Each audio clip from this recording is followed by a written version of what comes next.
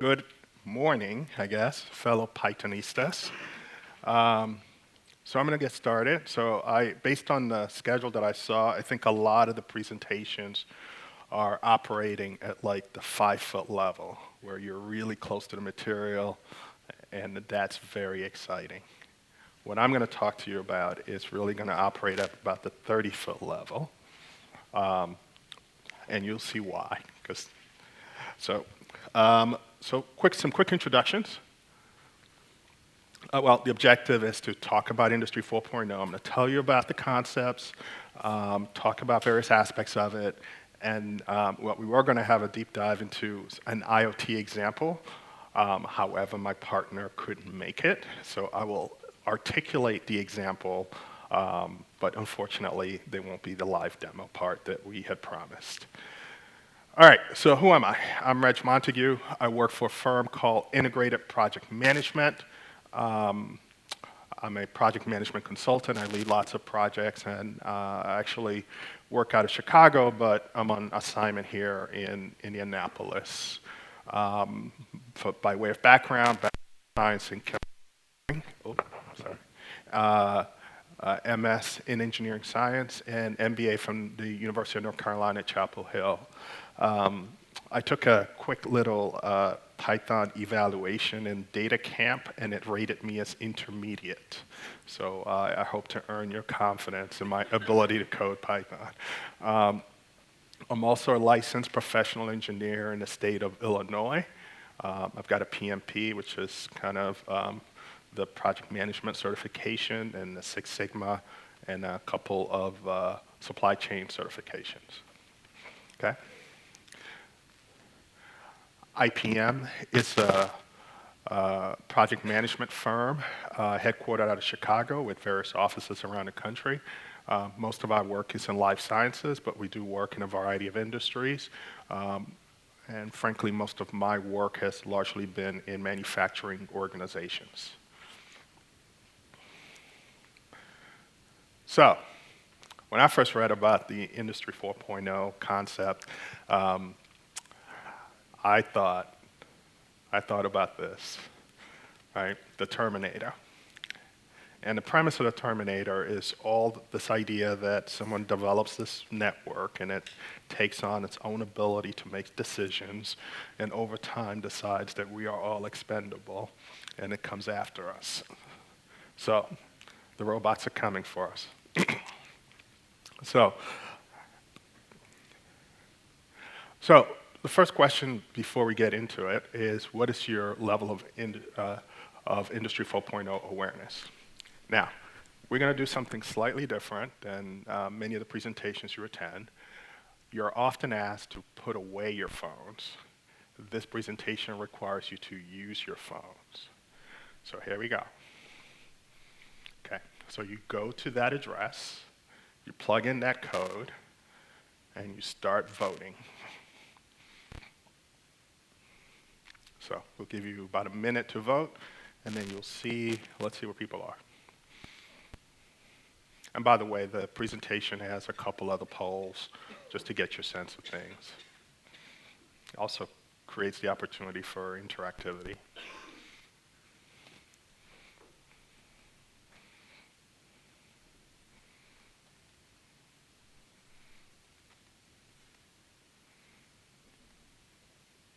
Wow, okay.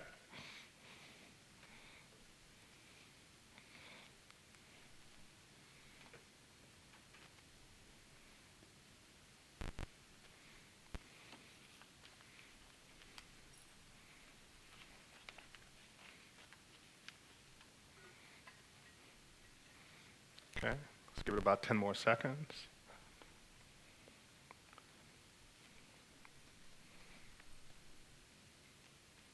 Okay, so I'm going to move on to the next slide. So what is Industry 4.0? It's blank now. Should be a slide here.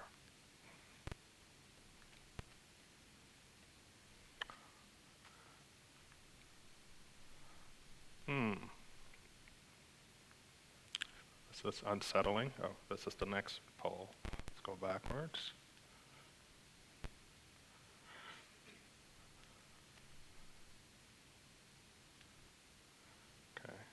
that's the one. And then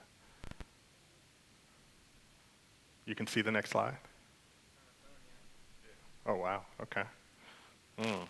So it's unsettling. So this is why I have a plan B.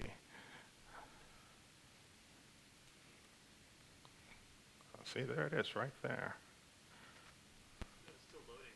Oh, that's why. Okay. So, you know what? Let's talk about it since many of you can see it. Oh, there it is. All right. So what's the first industrial revolution? I think everybody here probably learned about the first industrial revolution either in elementary school or middle school. And that is the one we learned about, where you had steam engines come in to be able to start doing some level of manufacturing, where there was some movement from sort of agrarian economy to more of a economy that looks a little bit like this one, where people start industrializing things. So this is really the beginning of that.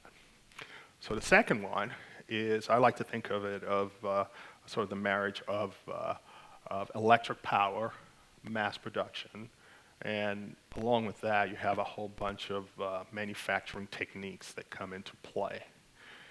Then the third industrial revolution comes along, and that is really around sort of the beginning of computers in the workplace, the beginning of robotics for manufacturing.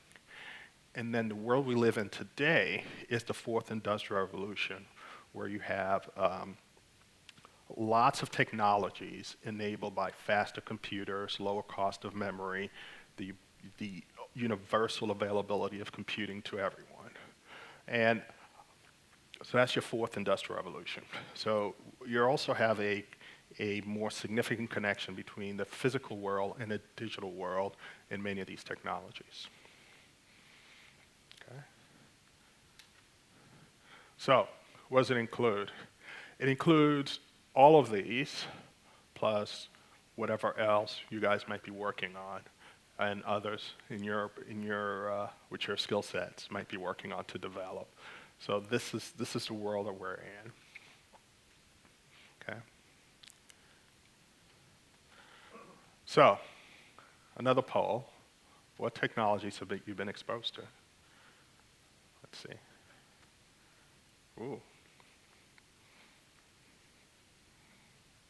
It's a little weird.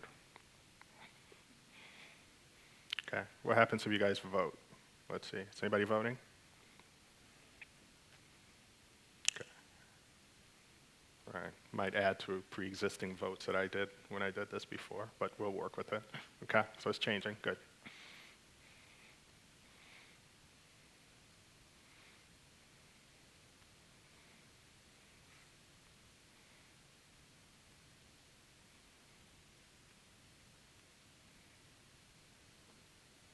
I think some of you guys might have actually been voting ahead of schedule. That's what you get for overachievers. Okay. All right.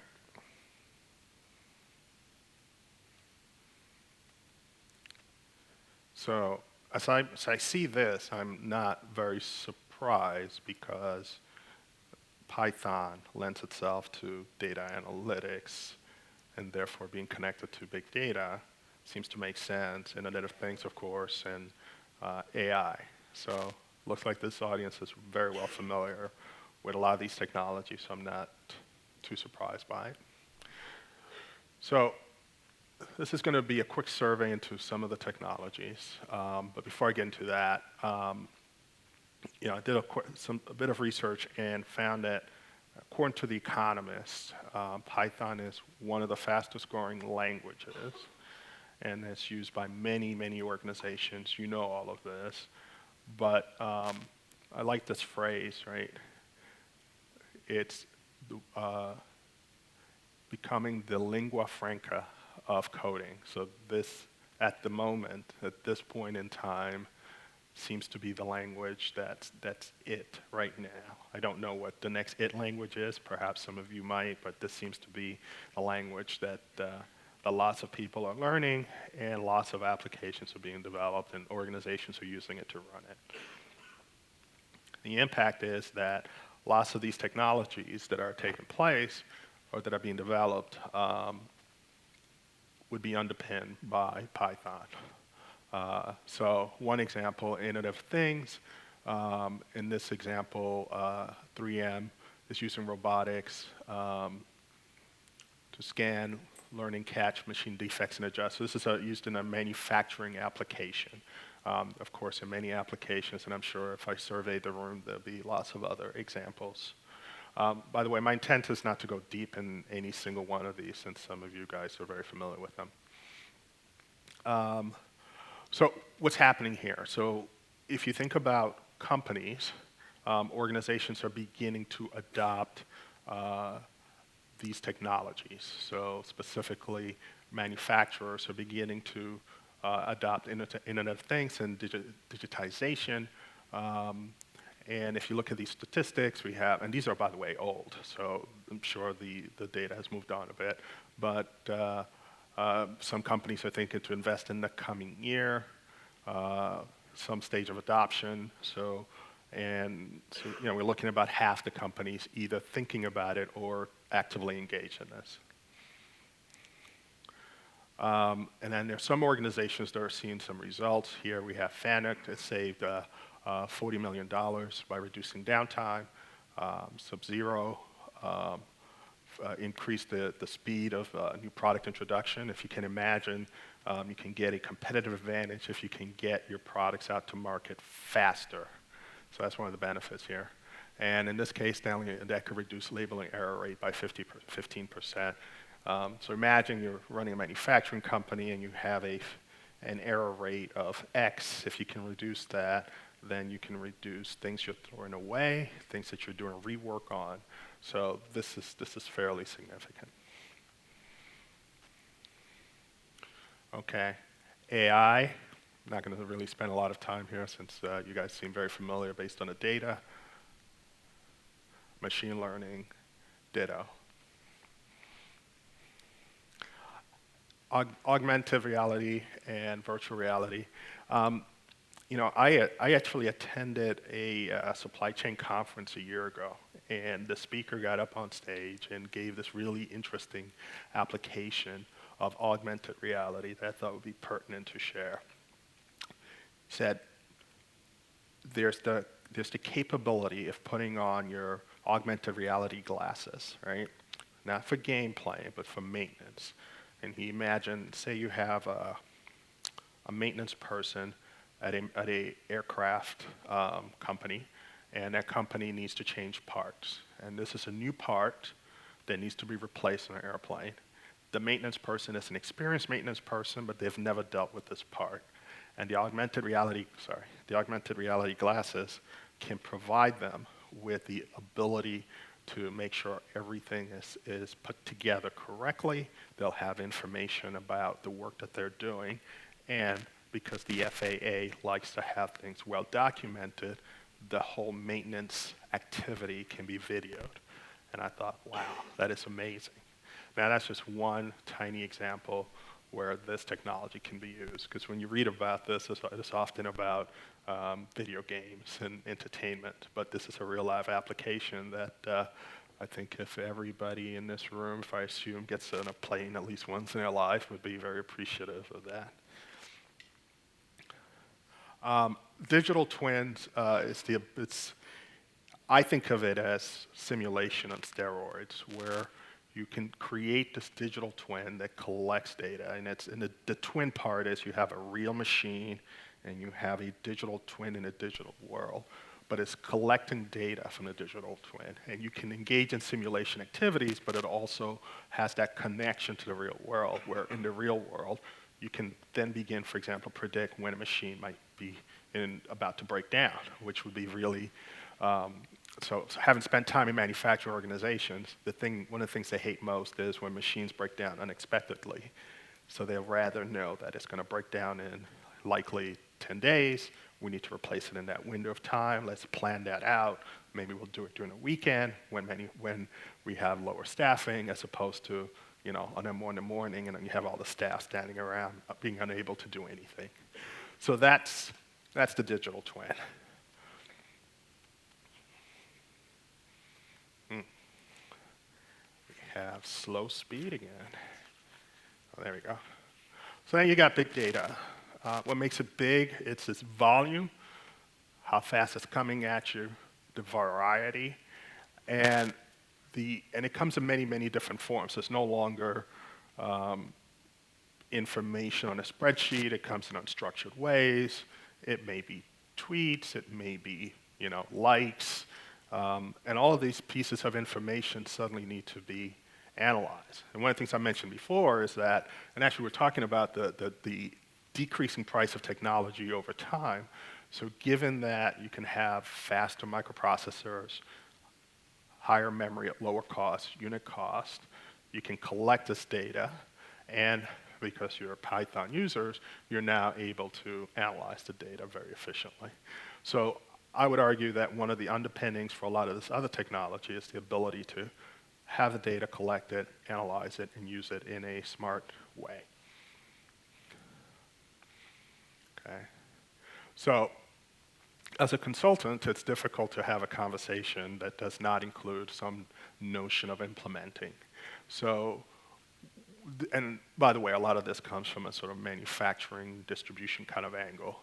So, you need to have the outcome in mind. I mean, it's great to be excited about the technology, but in a business setting, companies are going to make investments and they're going to want a return, and that return requires some articulation of what those benefits are likely to be.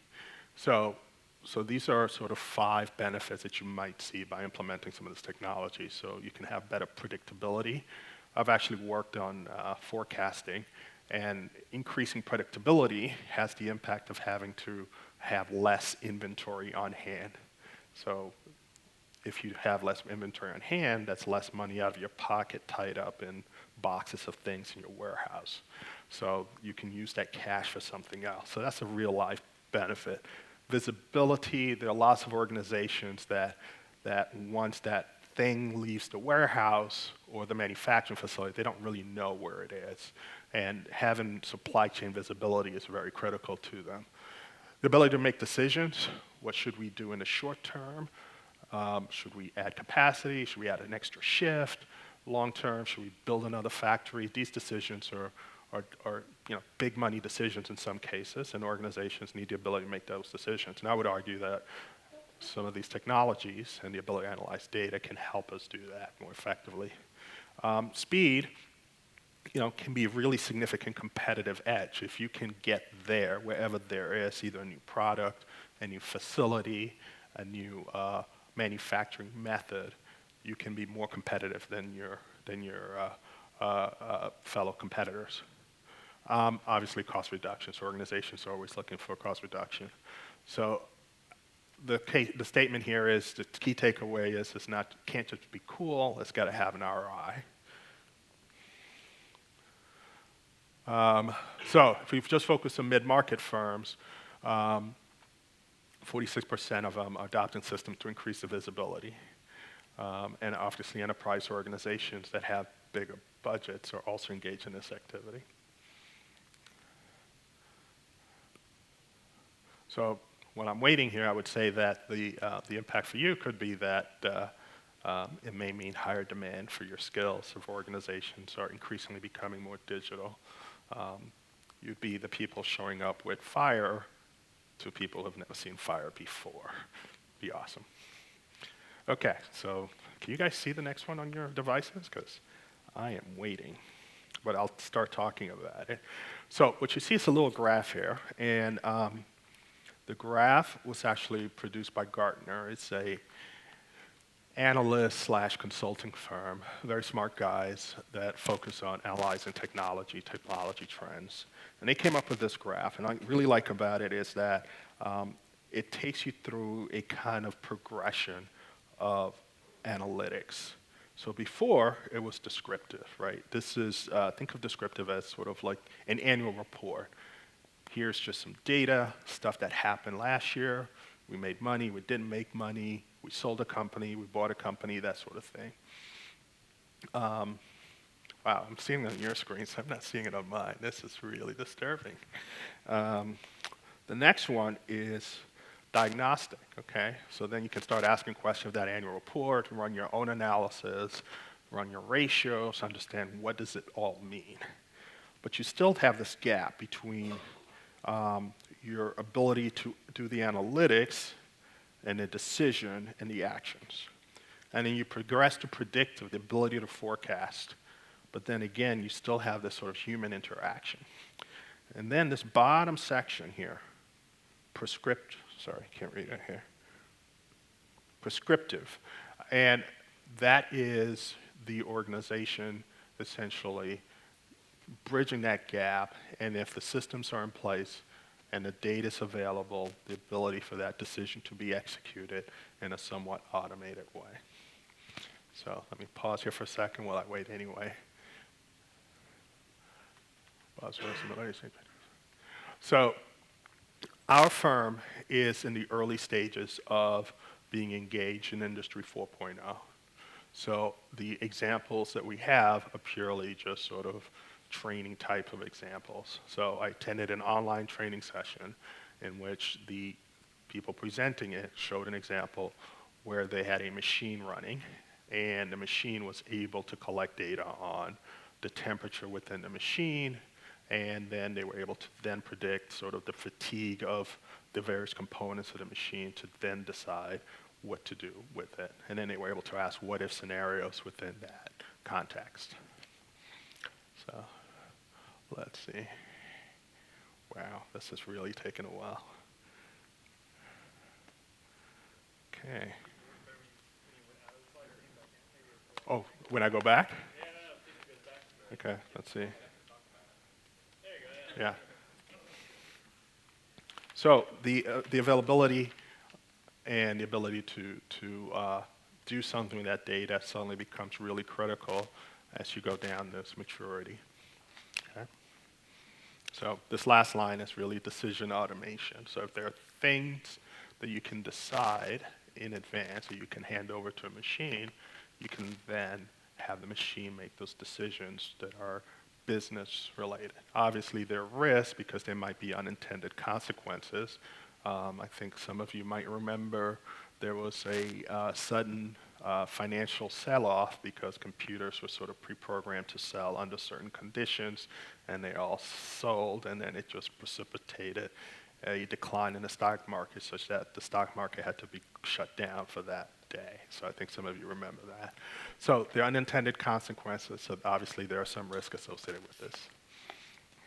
Okay, but this idea of the robots are coming for us really, for me, comes from this last line, where decisions are automated.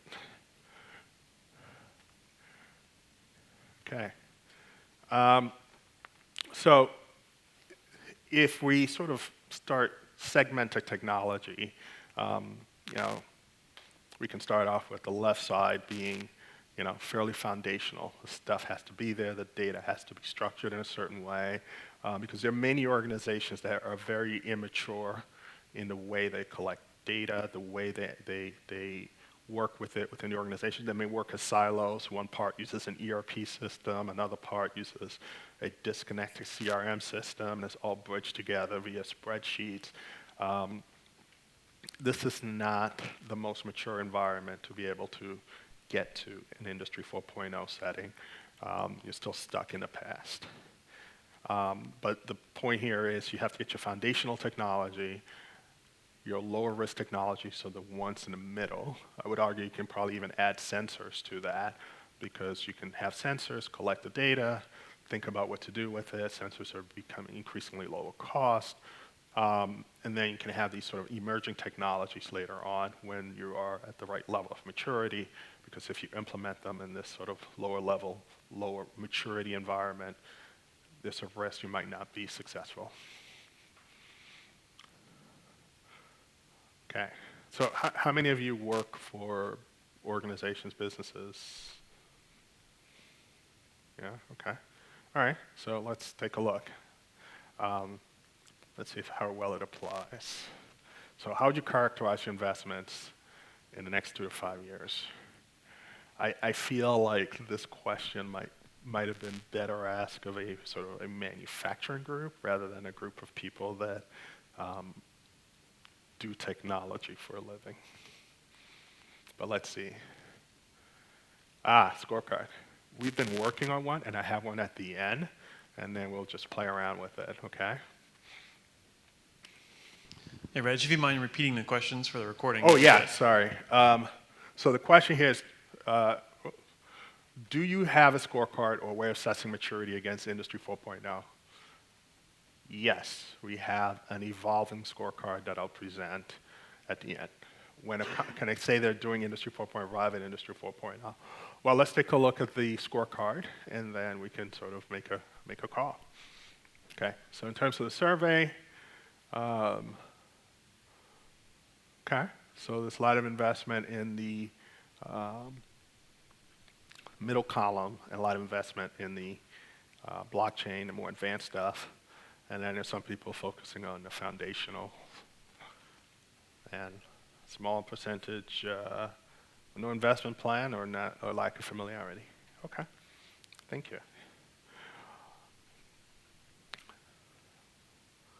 Okay, so this is one example where IPM was engaged by a company, and I didn't do this project.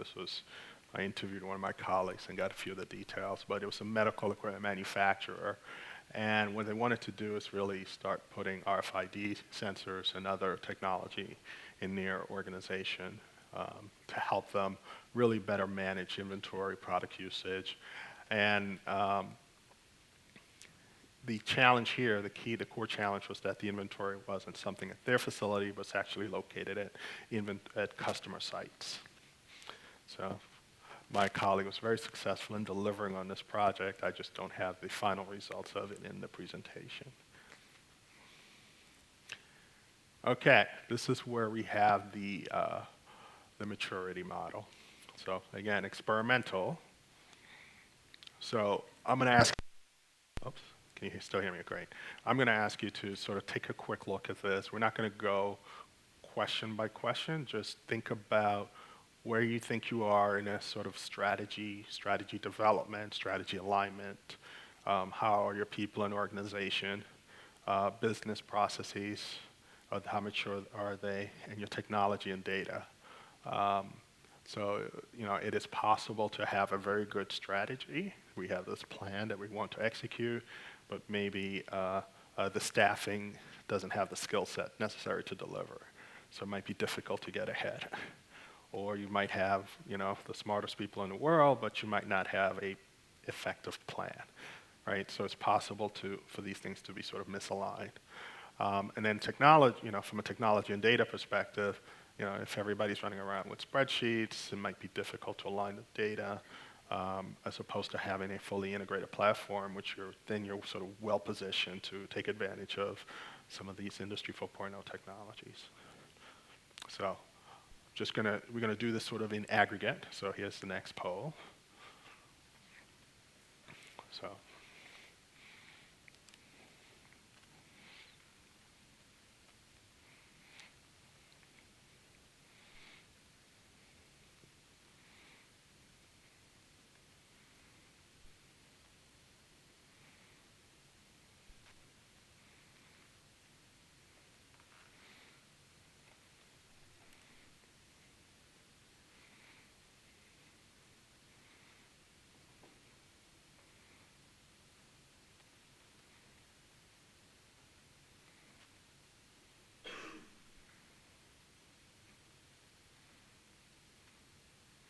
Okay, so as the votes are coming in, I would say that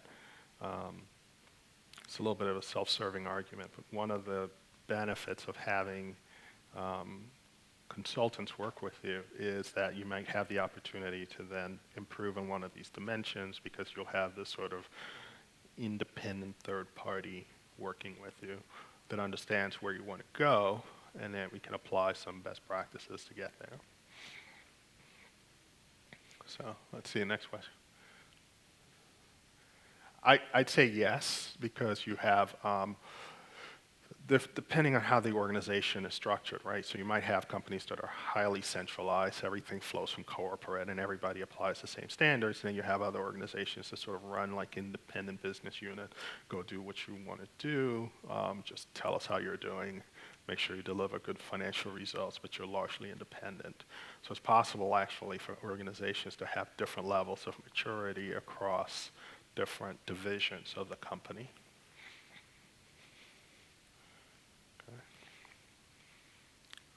forward. So organizations are still trying to figure things out. So this is one of the execution risks. So that means that companies that are trying to implement these technologies are facing uncertainty in terms of what technology, what's the business case, how to best articulate it. A lot of the Industry 4.0 technologies are in its infancy.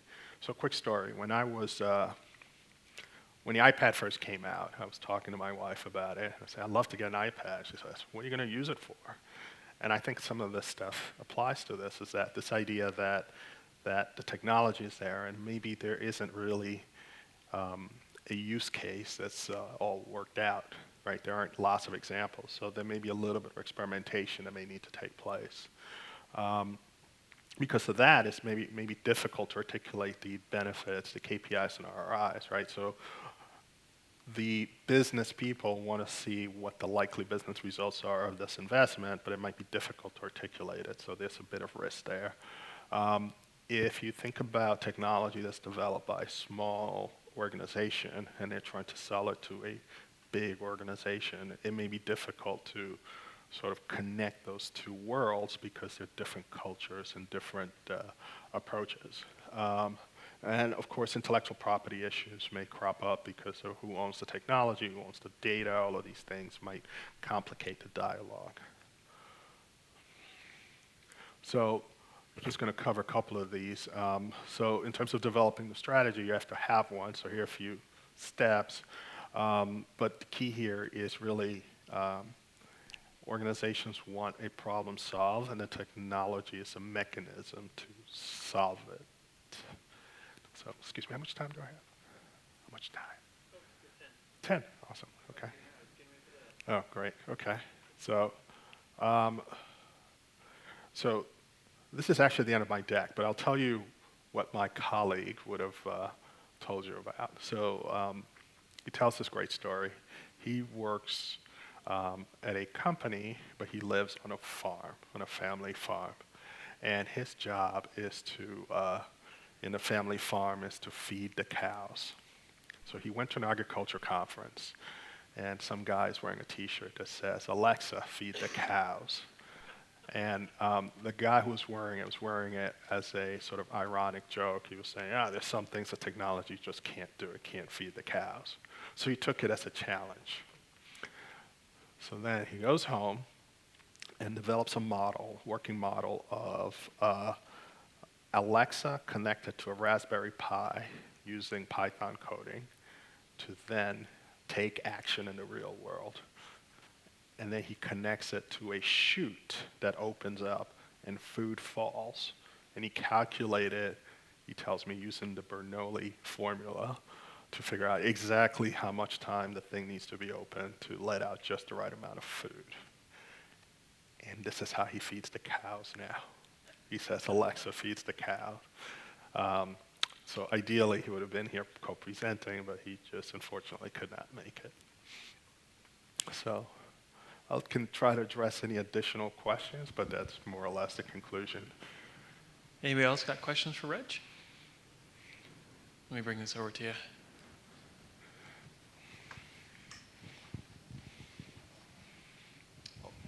Hello.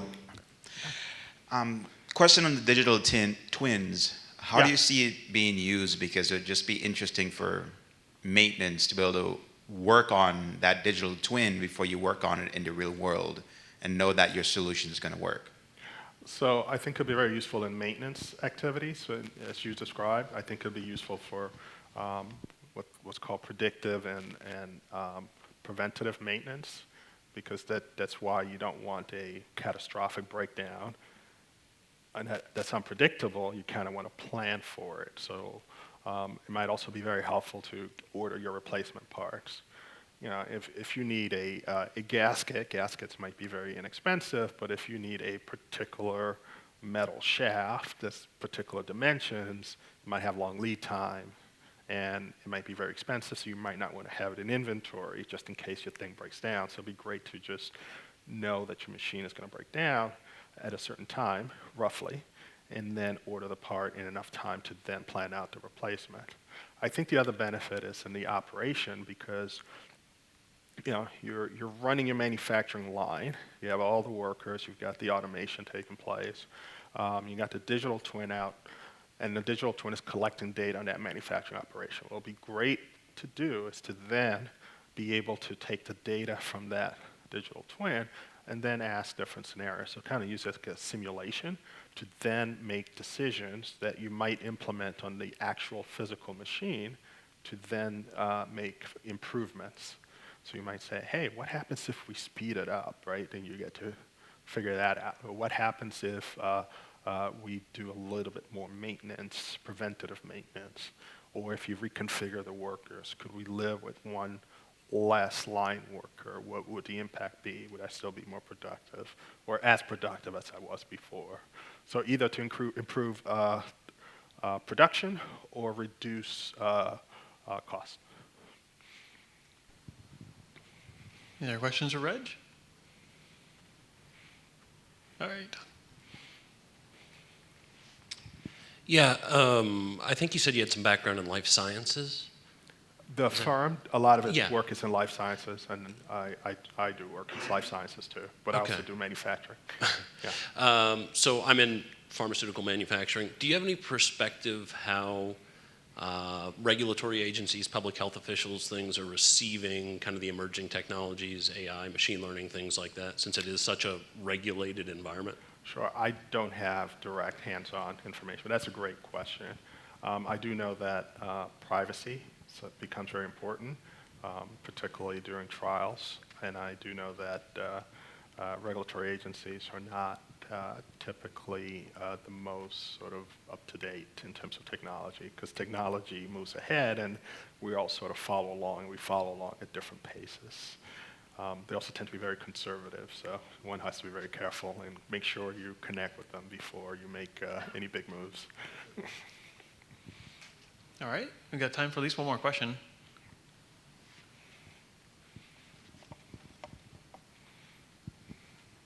Based on your experience in manufacturing, how Yeah. close are we to a factory with no human workers that just maybe even a robot builds the factory and it starts churning out stuff? And kind of like along that spectrum, what are like the jobs that are going away? What are the ones that are going to stay? All right, so I'm going to answer with a joke and an article, okay? A comment about an article. So the joke is the factory of the future is going to have one person and a dog. And the person is to operate the equipment and the dog to make sure they don't touch anything.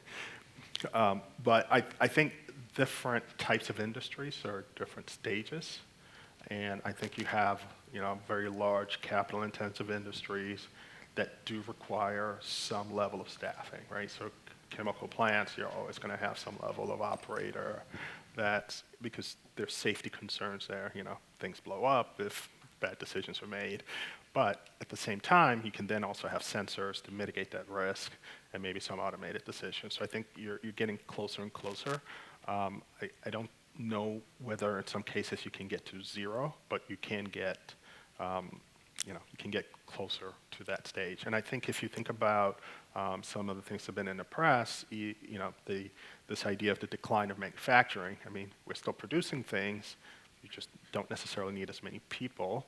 And that's because over time, companies have become more and more efficient by partly one of the reasons is instituting automation in some of these settings.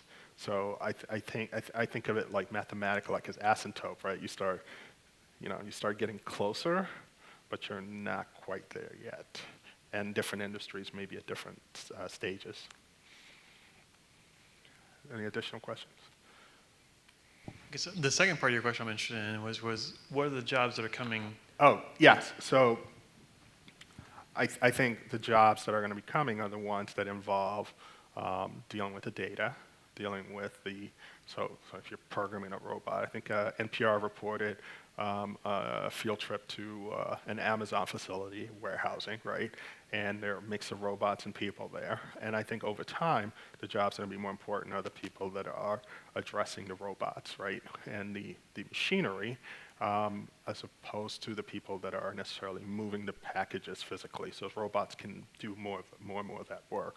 So I think some of the jobs that are going to go away might be more sort of traditional warehouse personnel, traditional manufacturing. So if you think about the trucking industry, right now there's a shortage of truckers because there's just not enough people to drive trucks around, and we're moving things all over the place.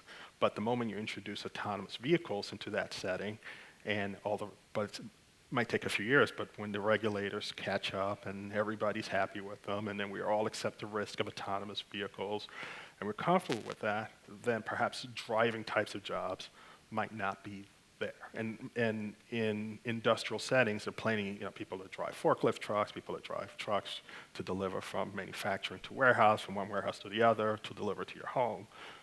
So some of those jobs might be a stake in the future. So just sort of thinking visionary, okay?